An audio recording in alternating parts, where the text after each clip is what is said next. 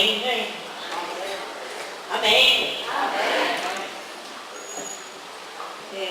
Muito obrigada. Esse grupo é da Igreja de Botafogo, né? Estamos muito felizes de recebê-los aqui. Um recadinho antes, importante, da Secretaria da Igreja. Amanhã teremos a comissão regular, né, da Igreja de Madureira, como todo primeiro domingo do mês. A irmã Nádia, a secretária, não está aqui, mas ela pede que, por favor, os departamentos que tenham assuntos a serem tratados, por favor, procure esta jovem senhora aqui, ao meu lado, que passe para ela hoje os assuntos, porque amanhã não vai ser aceito, tem que ser hoje, para que possa saber o que vai ser tratado amanhã na comissão.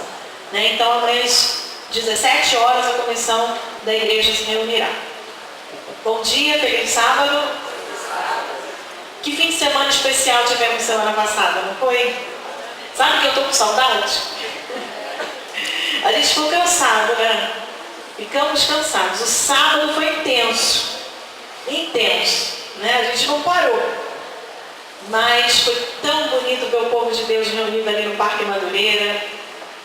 Né? Acredita-se que pelo menos 15 mil pessoas estiveram passando pelo parque. Pessoas que paravam, a gente que estava ali na frente, pessoas parando, né? E vendo o movimento. Foi muito bonito, né? Realmente quebramos o silêncio. É tão importante, irmãos, quebrar o silêncio. É muito importante. A obra de redenção do Senhor é uma obra que quebra o silêncio. Ela não se esconde. E ano que vem tem mais. Hein? Ano que vem tem mais. Vamos estar ano que vem novamente. Não sei se no Parque Madureira, ano que vem a gente faz a passeata. Ano que vem a gente faz a passeata. Vocês viram ontem no Novo Tempo? Quem viu? Muito bom, né? A gente estava um pouco pequenininho. Você encontra a reportagem inteira no site da Rio Sul. Tá? Eu até pedi, você conseguiu, Marcelo? Chegou aí o meu recado? Não, né? Pro vídeo. Vocês podem procurar no site da Rio Sul ou no Facebook da Rio Sul, tem uma reportagem completa com tudo o que aconteceu no Parque Madureira semana passada. Que Deus possa continuar abençoando o trabalho do Ministério da Mulher dessa igreja e dos pastores e também da Associação Rio Sul, né? O apoio que Jeanette, o pastor Luiz Mário deram para esse projeto. Vamos orar? Vamos? Santo Deus, que o Senhor possa ser agora exaltado e que nós possamos receber a unção do Teu poder em nós. O que nós pedimos e agradecemos em nome de Jesus Cristo. Amém.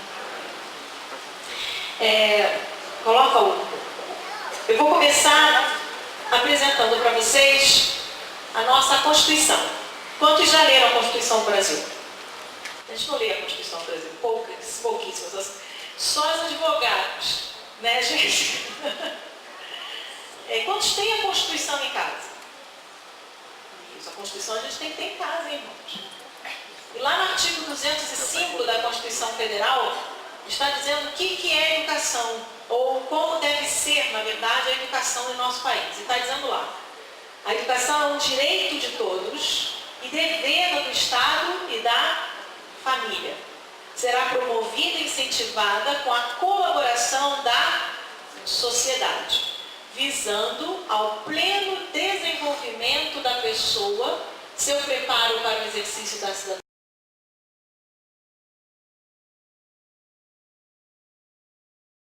A educação é um direito de quem? De todos. E ela é um dever. Dever de quem? Do Estado e da família. Mas ela deve ser realizada, ou seja, um processo educacional deve ser promovida e incentivada com a colaboração de quem? E quem é a sociedade? Somos nós. Todos nós somos a sociedade. Então, todos nós somos responsáveis pelo processo educativo. Mesmo daquela pessoa que não é seu filho. Você também é responsável. Uma das maiores tarefas que Deus deu, então, para o ser humano é educar. Quando você pega aquele bebê frágil, indefeso, que não consegue nem colocar a cabeça em pé, você olha e você pensa assim, caramba, e agora? Como vai ser? É muito difícil. Os primeiros meses são complicados, né?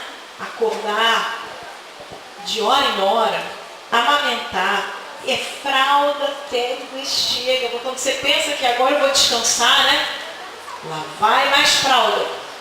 Eu fico pensando, eu não usei fralda de pano, mas eu fico pensando naquelas que usavam fralda de pano. Eu me lembro da minha mãe lavando as fraldas de pano da minha irmã, né? E lavava, deixava de molho e passava fralda por fralda.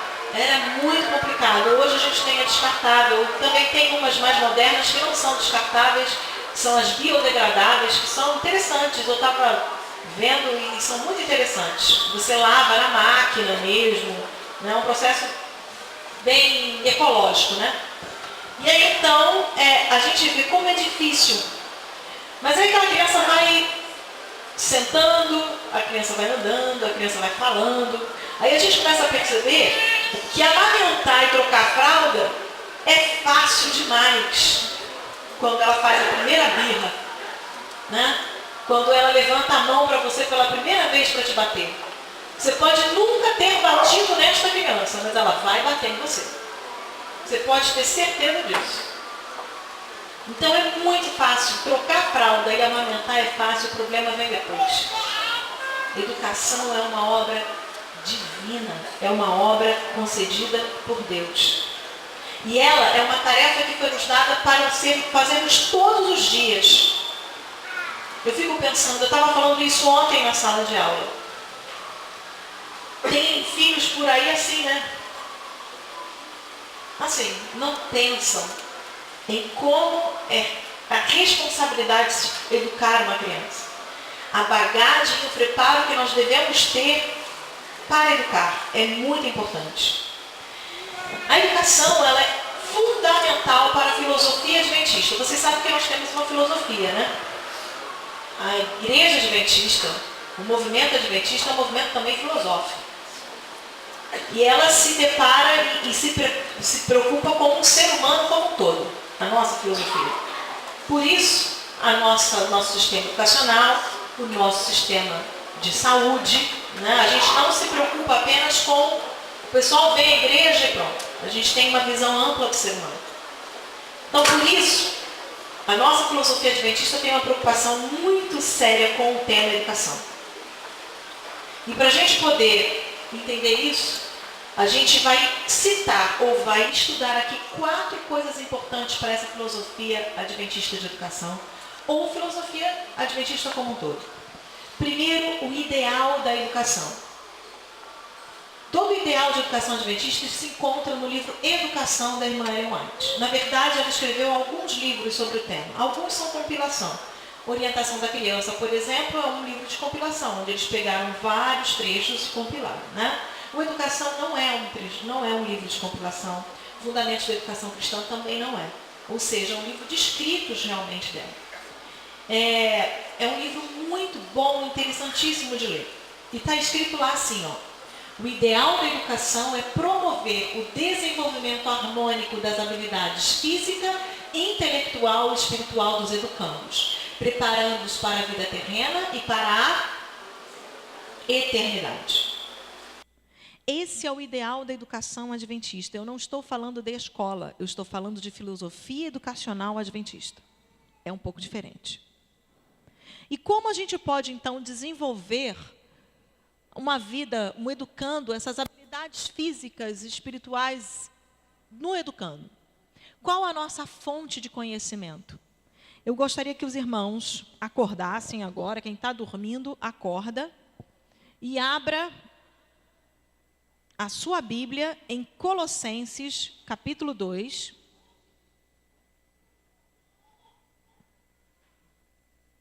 Versos 2 e 3.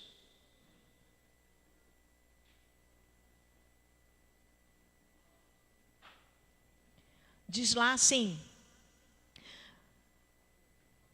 ainda estou vendo o barulho das páginas.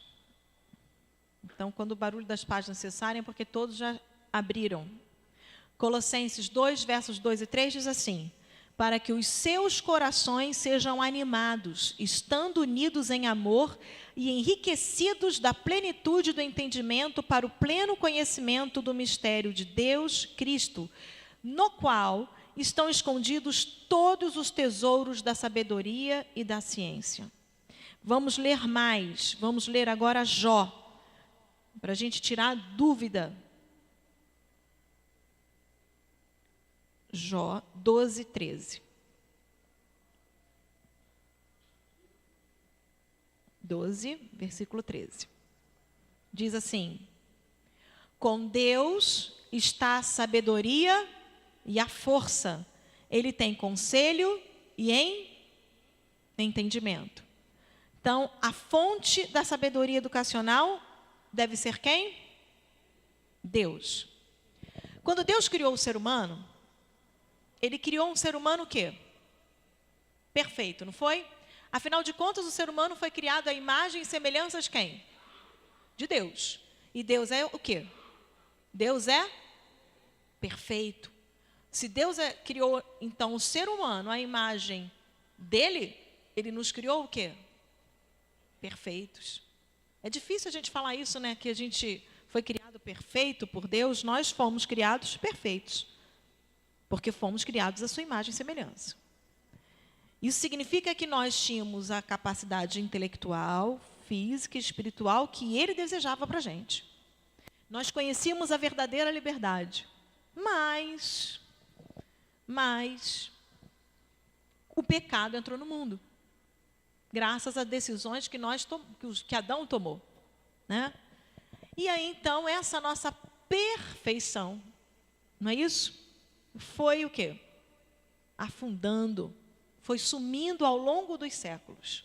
Mas a nossa capacidade de realizar permanece ainda o quê? Um pouquinho. Né?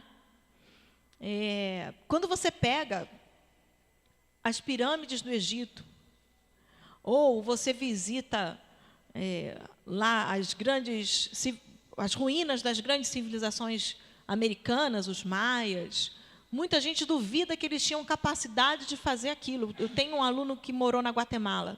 Ele estava falando para mim: professora, a senhora precisa ver de perto. Só quem já foi lá vê como é grandioso. Vocês sabiam, foi até meditação da inspiração juvenil essa semana. As pirâmides de uma cidade maia, se você chega no topo de cada uma dessas pirâmides e você fala, escutam você perfeitamente na outra. Ou seja, a propagação sonora é perfeita sem usar isso aqui, sem usar microfone. E muita gente duvida, homem não tem capacidade para fazer isso. Isso daí deve ter sido ET que fez para eles. Né? Aí os ETs desistiram da gente porque nunca mais ajudaram a gente a fazer nada. Né? Então, isso não é do homem. Porque a gente não acredita que nós somos capazes, porque Deus colocou dentro de nós a capacidade de fazer essas coisas. Por isso que a gente às vezes acha que não, isso não é coisa de Deus. Porque o pecado faz com que a gente se ache muito inferior àquilo que nós podemos ser. É lógico que ele diminuiu sim a nossa capacidade mental. Ele vai ofuscar totalmente a nossa visão, inclusive espiritual. A gente não entende Deus. A gente não consegue entender Deus. Isso obra do pecado. Mas Adão muitas vezes entendia. A missão do educador é justamente restaurar no ser humano a imagem do Criador. Entendeu, então, qual é o ideal da educação? Restaurar no ser humano a imagem de quem? Do Criador. Esse é o ideal da educação. Uma educação que não se propõe a restaurar a imagem do Criador no educando, não é uma educação que deve ser considerada. Um outro aspecto importante é a relação entre educação e redenção. A irmã White é bem clara, ela é claríssima quando ela fala que redenção e educação são a mesma coisa. Vocês sabiam disso, que ela fala isso? Que educação e redenção são a mesma coisa? Para você ser redimido, você precisa ser o quê? ele cai. O pecado, vamos voltar ao Éden. O pecado ele vai separar Deus do quê? O homem de Deus. Não separa o Deus do homem. O homem é que se separa de Deus. Mas Deus, em sua infinita bondade e misericórdia, o que ele fez? O que ele fez? Criou o quê? Um plano. Quem aqui já leu a história da redenção? Olha, a história da redenção é o livro mais lindo que eu já li na minha vida. Se você não leu, leia. É um livro lindo. E conta justamente a história de como Deus planejou tudo para recuperar aquilo que ele tinha perdido. Quantos aqui conhecem a história de mães que perderam seus filhos? Vocês já ouviram? Eu era criança. Na verdade, eu cresci ouvindo essa história porque ela aconteceu antes de eu mesmo nascer. Vocês conheceram a história do Carlinhos? Lembram do Carlinhos? Tinha 10 anos e ele sumiu. Ele sumiu no ano que minha irmã nasceu, 1973. Né? 40 anos. E a mãe dele buscou o Carlinhos durante décadas. Quantos Carlinhos não apareceram? Ela nunca perdeu a esperança de encontrar o filho. Carlinhos nunca mais apareceu. Muitas hipóteses existem para o desaparecimento dele, inclusive que o próprio pai tinha sumido com ele. Outros pais também não desistiram. Você se lembra do caso daquele menino que foi roubado na maternidade lá em Goiânia? A mãe estava dormindo, a mulher se fingiu de enfermeira e levou o menino embora, bebê ainda. O pai e a mãe dele, eu não me lembro o nome desse menino. Pedrinho, isso, Pedrinho. Não desistiram. E quando começou a internet, eles colocaram nos sites desses que buscam crianças perdidas, a foto de quem? A foto deles. Vocês lembram? Né? Pensando o quê? A gente vai encontrar nosso filho. Um belo dia, uma prima dele viu a foto de como ele poderia estar, acho que ele já tinha 15, 14 anos, 16 anos, 17, né? E viu assim, nossa, é meu primo. E se investigou e chegou à conclusão que aquela mulher tinha roubado aquele menino, né? Fingido que ele era filho dela, mas foram 17 anos de busca até que o pai e a mãe conseguiram recuperar quem? Recuperar Pedrinho. Recuperaram Pedrinho. Pedrinho hoje vive com os pais biológicos, não parece que não mora na mesma casa, ele estuda fora, mas casou, né? E se afastou daquela mulher que tinha roubado ele. Mas a mãe não desistiu. Muita gente pensa assim, isso daí você não vai encontrar nunca mais, mas a mãe não desiste, o pai não desiste. Isso é um pequeno vislumbre da obra da redenção com Deus para a gente. Ele poderia ter desistido, mas o que ele fez? Ele criou um plano para nos redimir. O plano da redenção, ele foi criado para trazer o homem de volta para quem? Para Deus. Isso é o plano da redenção. E um dos instrumentos para fazer o homem ficar mais próximo de Deus é justamente a educação. O plano da redenção, ele vai ter o seu momento mais sublime quando o próprio Deus resolve vir aqui pagar o preço do pecado. Morrer para recuperar essa raça caída. E aí então começa esse plano de redenção. O plano da redenção é uma história de amor. De um amor profundo. E eu vou falar uma coisa para vocês, irmãos. Ninguém educa sem amor. Se você não ama, você não vai educar. Não vai mesmo. Você precisa de muito amor. Eu não estou falando só de professor, não. Porque para você estar numa sala de aula, você precisa amar muito, né, Rosana? Você tem que amar muito. Agora tem um amigo que diz que fala que vira cachaça. E quando você entra, você gosta, você não sai nunca mais. Né? Se bem que eu espero que a cachaça, o pessoal não esqueça da cachaça. Mas é mais ou menos assim, é um amor que você precisa ter, uma abnegação muito grande. A mesma coisa com o filho. Quem amamentou sabe que é uma prova de amor que, nossa mãe, gente, dói. Homem não tem noção. Dói. Né? No início, depois não dói mais. Mas é muito amor, é amor. Educação é amor. E muitas vezes a gente acha que educação, que disciplina não tem nada a ver com amor. E a gente tem que disciplinar, mas com amor. Muita gente fala, que a irmã White fala da vara, né, que a Bíblia fala da vara. Eu estava lendo hoje de manhã, ela fala assim, mas ela fala, por exemplo, para não disciplinar com ira. E ela fala que você não tem, a disciplina com vara é o último dos recursos. Porque você tem que disciplinar com amor. É isso que você tem que fazer. E muitas vezes a gente esquece disso, esquece de amar na hora de educar. Tem uma história, meu pai conta uma história muito interessante. Diz que minha avó, não, acho que aqui pouca gente conheceu minha avó, mãe do meu pai. Né? Acho que só minha avó mesmo, que minha tia, minha avó conheceram eles. Ela era uma mulher de muita oração, sabe? Ela orava, ela era uma pessoa muito missionária. E ela era muito brava com os filhos. Então, meu pai conta que quando eles iam para a igreja, pequenos, a única igreja que tinha, daqui até Vargem Grande, era Madureira. Eles vieram de Minas, para o meu avô ser administrador da fazenda em Vargem Grande. E aí, então, eles vinham todo sábado pela manhã para a igreja de Madureira e ficavam um sábado inteiro aqui. Aí, à tarde, depois do pôr do sol, eles voltavam para Vargem Grande, até que eles abriram uma igreja dentro da casa deles, onde hoje é a igreja de Vargem Grande. Né? E aí, então, minha avó sentava ela e os filhos. Vinham ao todo, acho que 6 ou 7, né, dos 9, vinham com ela, pequenos. E criança não para quieta, né? Conversa, e ela ficava só olhando.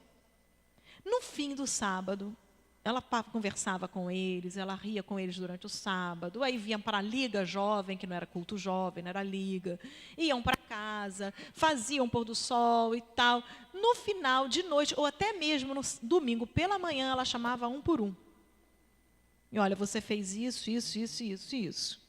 Você vai lá no quintal e pega a vara. Aí eles tinham que escolher a vara. Meu pai tem marcas até hoje. Né? Com 65 anos de idade, meu pai tem marca. E ela dava neles. Quando ele cresceu, ele já com 17, 18 anos, ele entrou no quartel. E ela ficava muito em cima. Estudou a lição, fez seu ano bíblico, estudou a lição, fez seu ano bíblico. Aí, quando ele estava um belo dia no quartel, ele parou para pensar, caramba, minha mãe nunca mais me pediu para eu estudar a lição ou para fazer o ano bíblico. O que está acontecendo com a minha mãe? Aí ele chegou em casa, né? Minha avó já não estava muito bem de saúde, ela morreu muito cedo.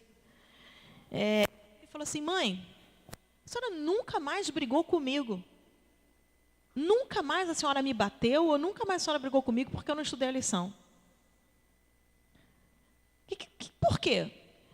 A senhora esqueceu? Ela simplesmente pegou a saia dela, levantou a saia e mostrou o joelho. Mostrou o calo no joelho. E falou assim, agora a técnica é outra. E aí, depois disso, meu pai disse que nunca mais deixou de estudar a lição. Um dia sequer. Né? Até hoje. Porque muitas vezes não é pela força. É pelo quê? Amor e oração. Pai e mãe precisam orar para restaurar a imagem do Criador no educando e redimir. É por isso que o plano da redenção, e assim como a educação, é baseado no quê? No amor. Porque ambos têm que ter um objetivo comum, que é a salvação de quem? E eu não estou falando só da salvação eterna. Né? Quando você pega uma criança, você tem que salvá-lo também como cidadão aqui. Construir nele um caráter digno de uma pessoa de bem. Né? A educação é o meio pelo qual o educando é conduzido ao pleno desenvolvimento, que somente é alcançado sobre uma verdadeira luz. Nós temos duas classes de educadores. Primeiro, eu quero explicar uma coisa para vocês. Todos nós somos educadores. A gente leu a Constituição, não lemos? Diz que todos a sociedade tem o quê? Responsabilidade. Então, todos nós, não só porque eu sou professora, ou Rosana é professora, ou a Karen é professora, nós somos educadores. Todos nós aqui. Os pais são educadores. Aliás, os primeiros a gente vai ver isso daqui a pouco. Todos nós somos educadores.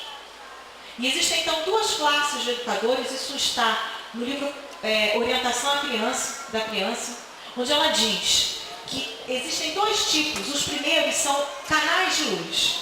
Por que são canais de luz? Porque eles não se preocupam apenas com a visão, eles querem que o homem seja inteligente, que ele tenha sabedoria, mas eles querem que ele também seja o quê? Seja o quê? Está escrito ali? O desenvolvimento da bondade e do caráter. Esse é um verdadeiro educador. Ele leva a luz. É por isso que muitas vezes eu não concordo quando falam assim, a escola não tem que passar valores. Quem passa valores é a família. Sim, quem passa valores é a família.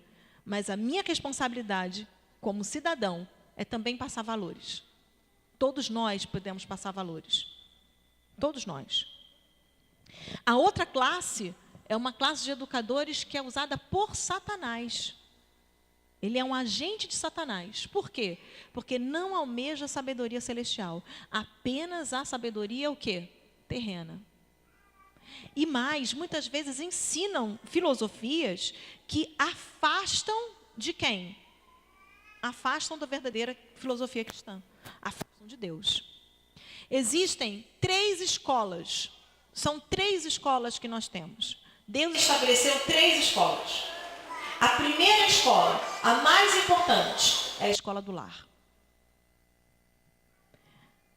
Não adianta em nenhum lugar você tentar passar se você não tiver a base do lar. Eu tenho um aluno, eu estou orando muito por esse menino. É muito difícil colocar ele na sala de aula. Aliás, é muito difícil estar com ele na sala de aula. Ele é criado pela avó, isso não tem nada a ver, só porque é criado pela avó, mas a mãe dele rejeitou ele desde o ventre. E assim que ele nasceu, ela entregou para a avó, ela não olha para ele. Ele tem 14 anos. Ela mora em cima, ele mora embaixo, ela mora em cima. E a mãe nem fala com ele, há 14 anos, nem fala. Aí eu lembro daquilo que a Maísa falou domingo, né? Aquilo que passa no ventre, né? No útero. E ele é muito carente, mas ele quer chamar a atenção. A carência dele é chamar a atenção. E eu tenho muita dó, porque às vezes essas pessoas não entendem, sabe? Não entendem o que ele sente, esse menino. Porque ele é rejeitado por aquela pessoa que devia amá-lo mais. Isso é muito duro. Então, o lar, por mais que a gente tente fazer lá na escola, fica complicado se está faltando no lar. A tarefa de educar dentro de casa é uma tarefa sagrada.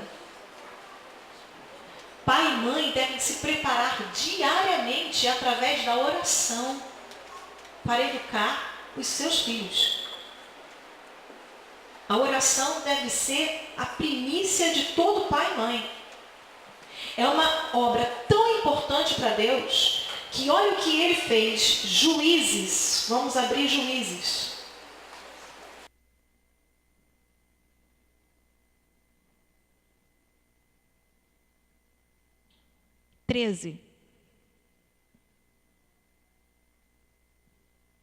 Verso 8, até o verso 14.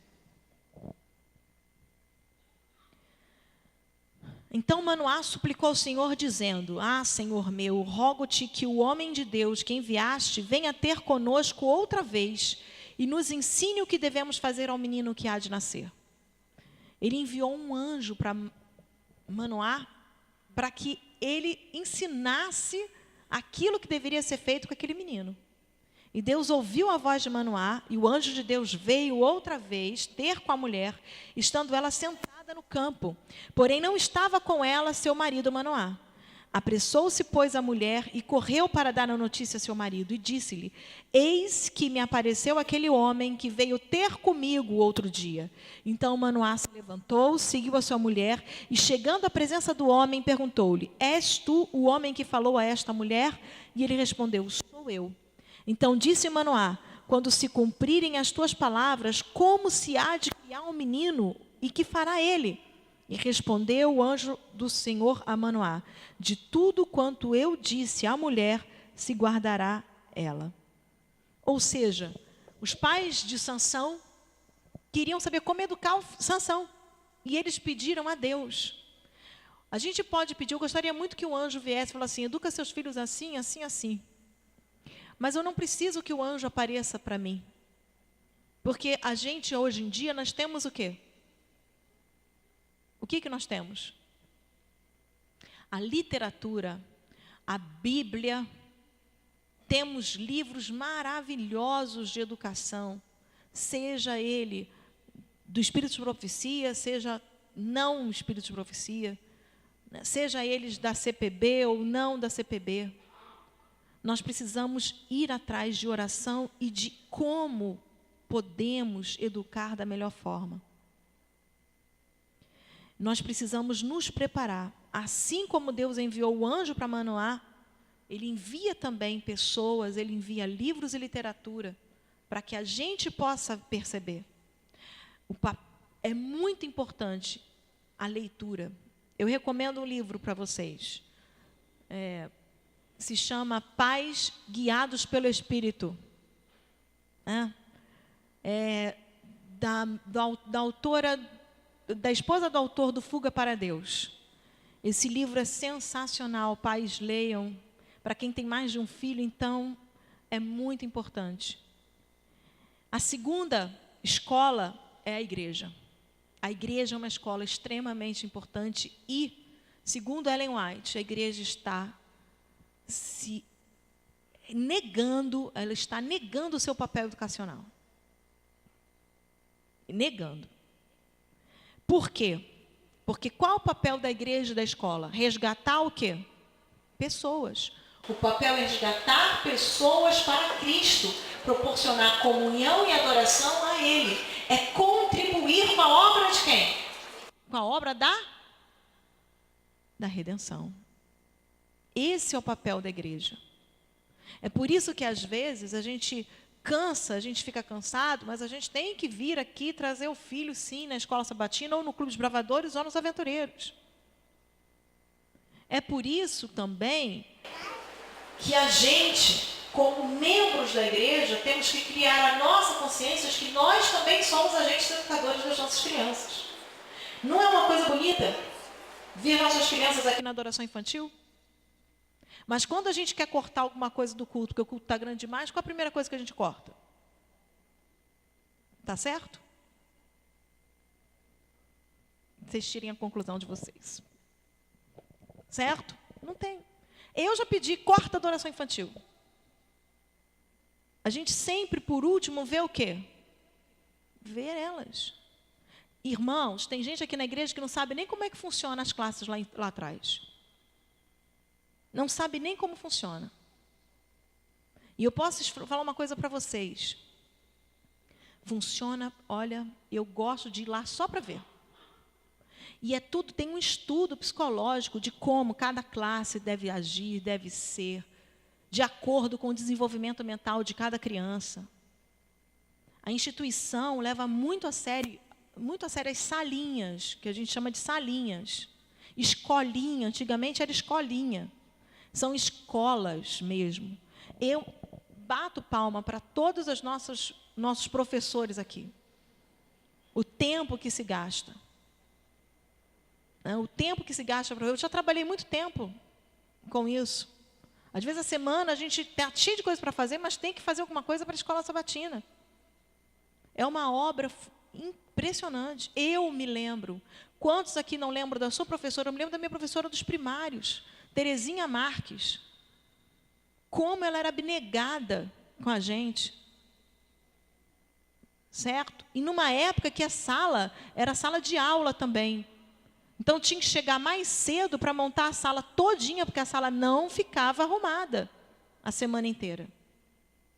É uma obra divina.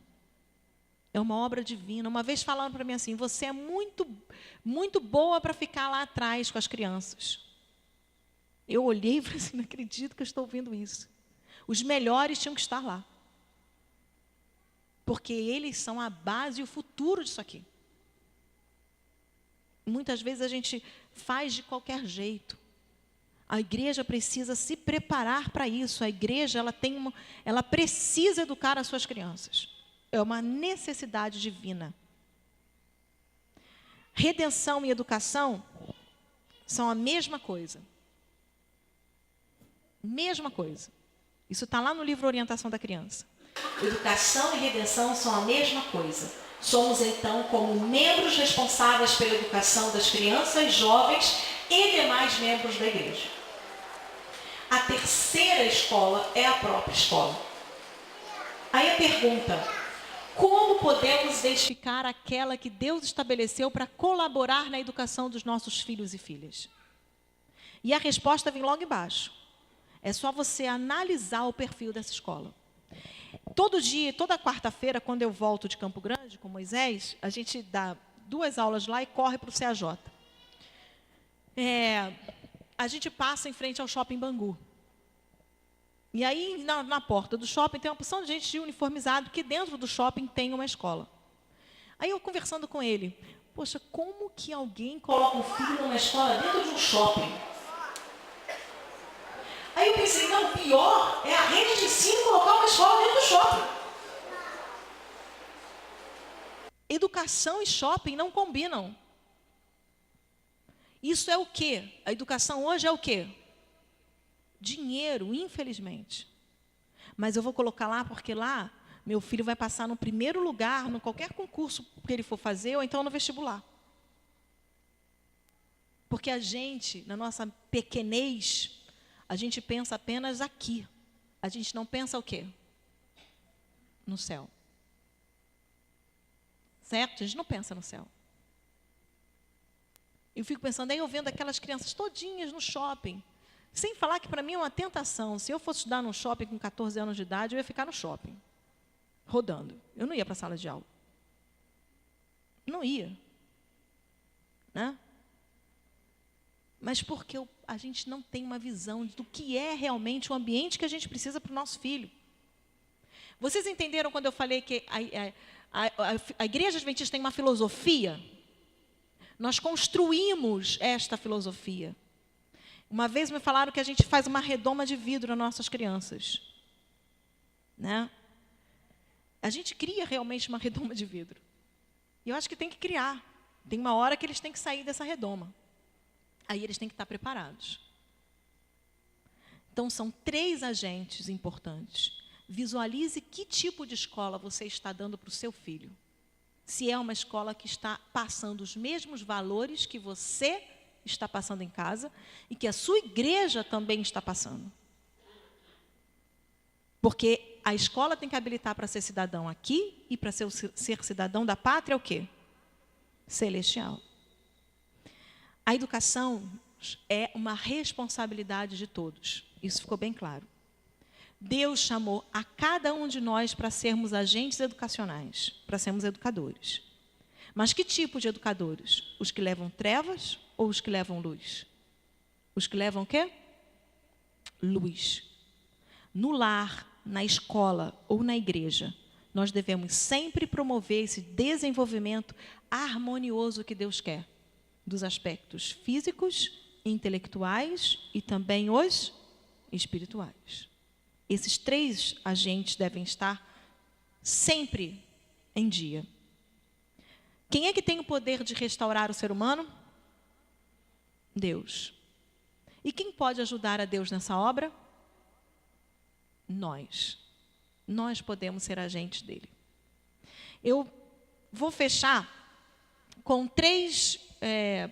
primeiro esse trecho da irmã White, do Orientação da Criança, na página 295, onde ela diz: pais, tutores, colocai vossos filhos em escolas onde a influência seja idêntica à de uma escola do lar, devidamente dirigida, escolas em que os professores os façam avançar de um ponto para outro e em que a atmosfera espiritual é um cheiro de vida para a vida. Se nossos jovens que recebem sábia instrução e preparo de pais piedosos continuarão ou não a ser santificados pela verdade, depende em grande parte da influência que, depois de partirem do lar, encontram entre aqueles de quem buscam a instrução cristã. Ellen White. E eu trouxe 2 frases que eu gosto muito de 2 pessoas muito importantes no século XX, que são 2 exemplos de luta. Um cristão, o outro, Mandela não é cristão. Mas eu acho que o papel da educação é isso. O grande reverendo Martin Luther King, ele vai dizer que a inteligência e o caráter é o objetivo da verdadeira educação. Não basta você apenas passar inteligência. Você precisa ser também responsável pelo caráter daquilo que está sendo construído. Isso é a verdadeira educação. Isso é a obra da redenção. E Luther King, como reverendo, conhecia o plano da redenção.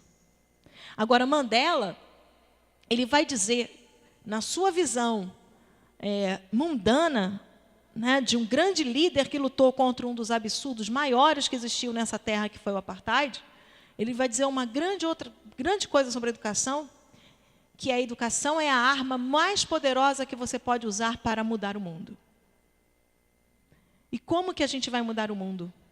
Sendo agentes de educação, sendo educadores. O meu apelo nessa manhã é que todos nós possamos aceitar a obra da educação. Que todos nós possamos aceitar o apelo que Deus faz para a gente. Que sejamos todos nós agentes educacionais. Que você aqui na igreja seja um agente educacional. Que você na rua, na sua casa, pai, mãe, que você seja também um agente educacional. Isso é um chamado, isso é um apelo que Deus faz para você. Ele precisa de você, porque Ele quer levar todo mundo para o céu. Ele quer levar as nossas crianças para o céu. Imagine o céu sem nossas crianças. Vai ter graça? Vai ter Jesus, mas e as crianças? Fala, às vezes, você fala assim, não fala, né? Não é para falar isso agora, menino, né? Mas Ele ama tanto essas crianças. Ele ama tanto os adolescentes. Eu trabalho com adolescentes há 19 anos. É cansativo, muito cansativo. Eles têm um temperamento muito peculiar. Tem dias que eles estão muito bem, tem dias que eles não querem saber de nada, nem olham para você. Mas é uma obra tão boa. Depois de anos, agora com 19 anos de magistério, a gente encontra alunos, né, que já saíram da nossa sala de aula há alguns anos. Essa semana eu encontrei com um, lá na Praça Seca. E é tão bom, gente. Outro dia eu estava levando meu filho para aula, Rafael ou Daniel, não sei, para aula de música. E eu só estou ouvindo alguém buzinar. Aí eu olho, um ex-aluno meu, professora, que bom. E ele hoje é um oficial da Marinha.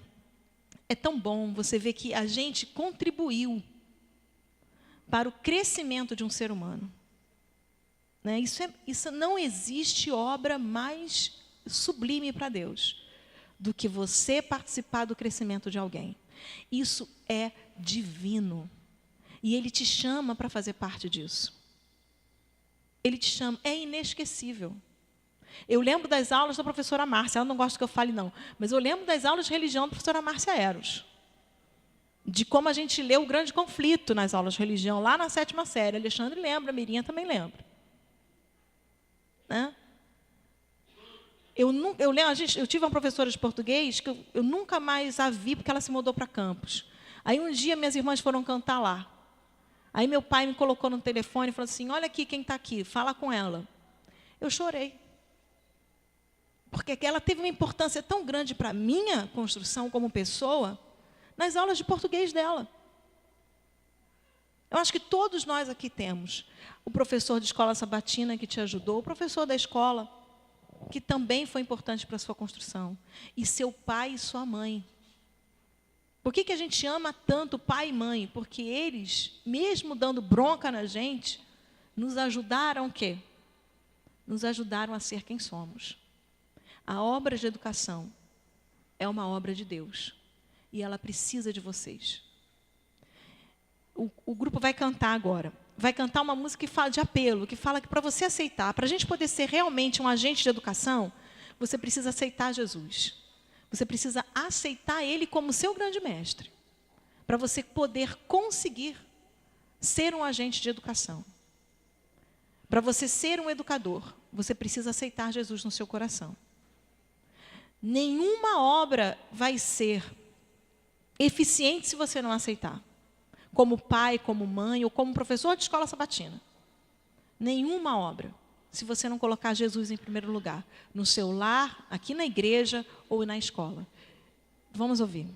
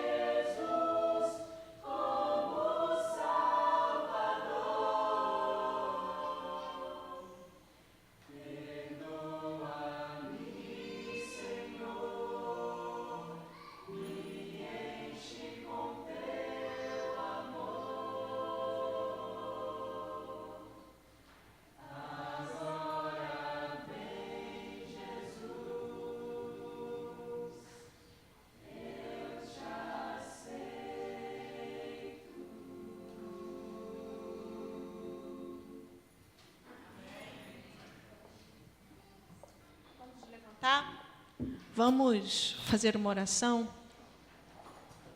de entrega mesmo de nossas vidas a nosso Deus. Que nós possamos sentir a presença dEle em nossos lares, aqui na igreja, para que a gente possa transmitir para as nossas crianças, para os nossos adolescentes, o verdadeiro sentido do que é ser um cristão. Vamos orar? Santo Deus, que o Senhor possa estar conosco. Nós agradecemos porque o Senhor nos deu a sua palavra, os seus escritos, para nos ensinar como educar, como conviver com as nossas crianças, nossos adolescentes. Nós queremos te agradecer pelo cuidado que o Senhor nos deu e pelo amor imenso que o Senhor concede a cada um de nós. Que o Senhor possa ser com os pais desta igreja, que o Senhor dê sabedoria a eles, que o Senhor possa ser com os avós desta igreja, que são auxiliadores na educação dos seus netos. O avô e a avó têm uma importância fundamental na construção do ser. E o Senhor seja com eles também.